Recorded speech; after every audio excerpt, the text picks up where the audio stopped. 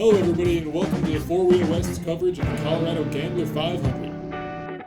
For us, this story starts 10 years ago when Doug actually bought this car for $500.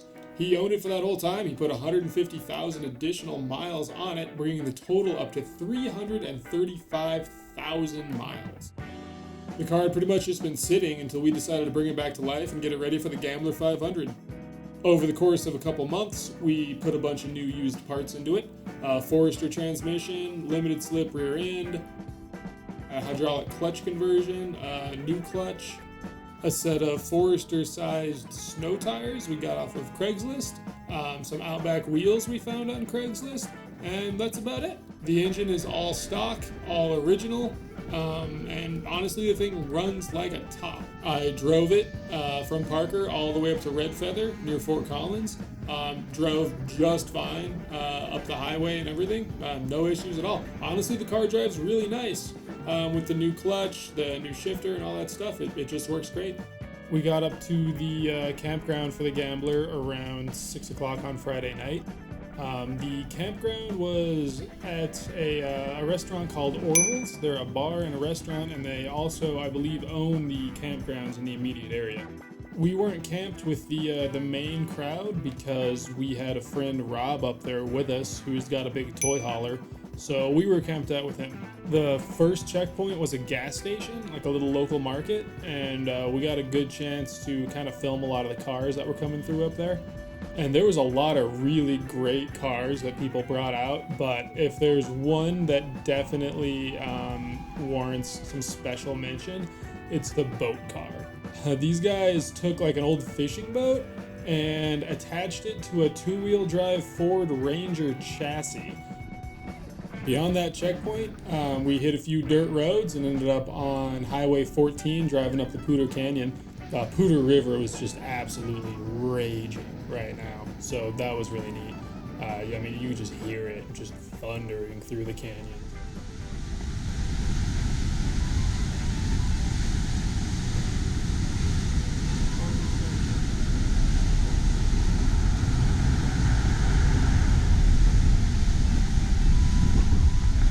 We turned north and hit some dirt again through the next few checkpoints. We were super fortunate because we took a left and took a slightly longer route where we could have gone right and drove right through two buffalo herds that were open range, I'm guessing. They were just standing right out in the road. Once we made it into Wyoming, we started heading west again through a water crossing and some deep ruts. It could have been really, really ugly if it was a couple weeks earlier, but thankfully most of the mud was dry, so we glided right through. We tooled around on some nice back roads up there before coming back into Colorado, and we were right in the Walden area and the North Sandhills. And just for your guys' information, the North Sandhills is actually a sand dune area by Walden, Colorado, where you can drive just about anything you want out on that sand. We really wanted to get out onto the sand dunes, but we got pretty close into some of the sand, and it was really clear that we just didn't have enough first gear grunt for it. And I was really having to abuse the clutch just to try to keep the car moving. But that didn't stop us from having some fun on our way out. Now, back before we went into Wyoming, right about when we saw those buffalo, we actually linked up with another guy in a Subaru named Joe who had his 3 teenage kids with him, and he just started following us for a while. We all stopped for lunch in Walden, had some really good pizza, and then we hit the road again. That sums up day one, and not long after we got back to camp, Rob showed up in his Wrangler, and we all hung out and had a good time. On day two, it started the same, but they were nice enough to do the drivers meeting at 9 a.m. instead of 8 a.m.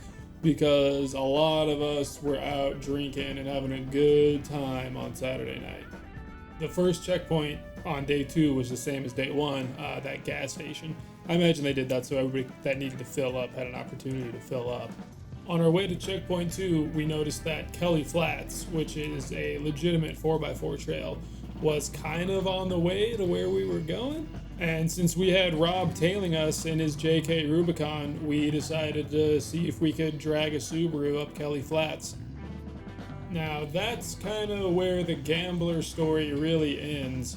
And a new story starts, which is what does it take to get a 93 Subaru Legacy up Kelly Flats? I'm ready to winch. And if you want to see what that looks like, we're going to tease a little bit right here, but we're going to do a whole separate video on that.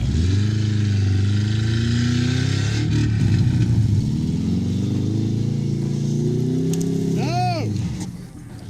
Easy there, Dan.